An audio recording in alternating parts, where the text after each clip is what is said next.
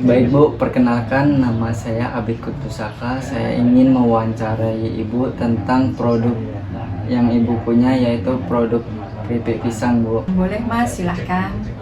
Pertanyaan pertama Bu, jenis pisang apa yang paling cocok untuk dijadikan keripik pisang dan bagaimana cara untuk Ibu memastikan kematangannya pada saat penyortiran? Untuk jenis pisang yang Ibu pakai, biasanya Ibu pakai pisang Ambon, pisang kepok, dan pisang tanduk. Itu biasanya lebih bagus dan rasanya itu lebih renyah, gurih gitu. Jadi untuk melakukan penyortiran itu Ibu memakai pisang yang masih mengkel atau dia itu sudah tua, kulitnya warnanya hijau tapi dia masih keras gitu. Kalau terlalu matang juga nggak bagus Mas, karena kalau terlalu matang itu bakalan ada kandungan gula yang tinggi dan itu akan bikin keripiknya gampang gosong gitu. Jadi kami melakukan penyortiran di situ. Dan bagaimana cara Ibu mengatasi masalah oksidasi pada pisang, daging pisang berubah warna menjadi coklat setelah dikupasi?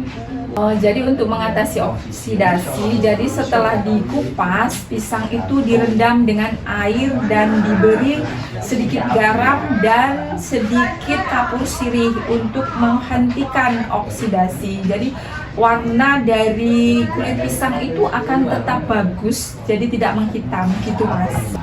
Apa saja tahap utama dalam proses produksi keripik pisang dari awal hingga siap kemas Bu? Jadi proses pembuatan keripik pisang Ibu itu dari mulai pengupasan buah, kemudian pencucian, terus penirisan, dan lanjut ke penggorengan. Kemudian setelah digoreng itu ada proses penirisan minyak, jadi agar minyaknya itu tuntas. Terus kemudian setelah itu, atau itu termasuk di spinner gitu ya Mas ya, untuk mengeringkan minyaknya. Kemudian dikasih rasa, jadi varian rasa Ibu itu ada banyak, rasa coklat gitu ya. Setelah itu diberi rasa coklat, kemudian packing sehingga menjadi produk jadi seperti ini. Bagaimana cara menjaga agar keripik pisang menghasilkan tekstur yang renyah, sempurna, dan tidak keras? Jadi selama ini Ibu memakai teknik pemilihan pisang itu yang benar-benar sudah tua ya Mas. Jadi waktu menggoreng keripik pisang itu juga apinya harus stabil. Jadi nggak boleh terlalu besar ataupun kecil gitu. Terus kemudian setelah itu untuk pengeringan minyaknya itu agar tetap terasa renyah, terus disimpan di tempat yang benar-benar tertutup gitu. Jadi biar nggak gampang melempem setelah proses penggorengan gitu Mas. Mengapa proses penirisan minyak menggunakan mesin spinner sangat penting dalam industri keripik pisang Bu? Sangat penting ya Mas, soalnya kalau mesin spinner itu berguna untuk meniriskan minyak. Jadi agar menjaga keripik pisang Ibu ini tetap renyah dan tidak gampang tengik. Kemudian untuk penyimpanannya akan lebih lama kalau dia minyaknya itu sudah tuntas, dan yang pasti akan lebih sehat karena minyaknya sudah ditiriskan gitu Mas.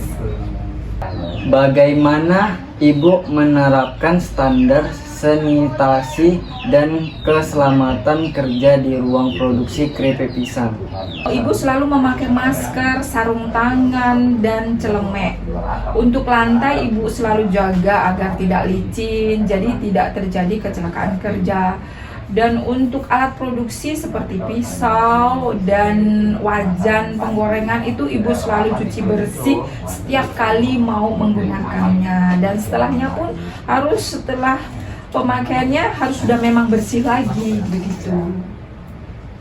Dan untuk kompor itu memang selalu dicek, seperti keamanan gasnya itu selalu dicek agar tidak terjadi kebakaran seperti itu. Baik Bu, pertanyaan terakhir.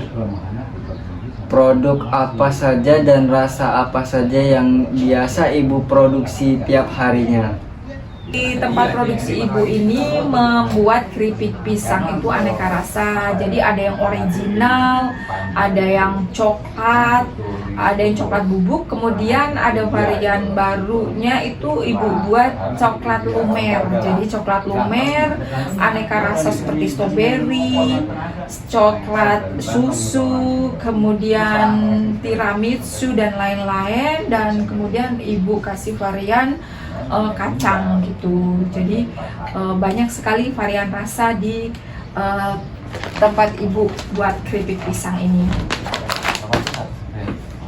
Baik Bu, terima kasih atas waktu dan kesempatannya. Ilmu yang Ibu berikan bermanfaat bagi saya. Terima kasih banyak Bu ya. Baik Mas, sama-sama. Semoga Mas juga sukses untuk kedepannya.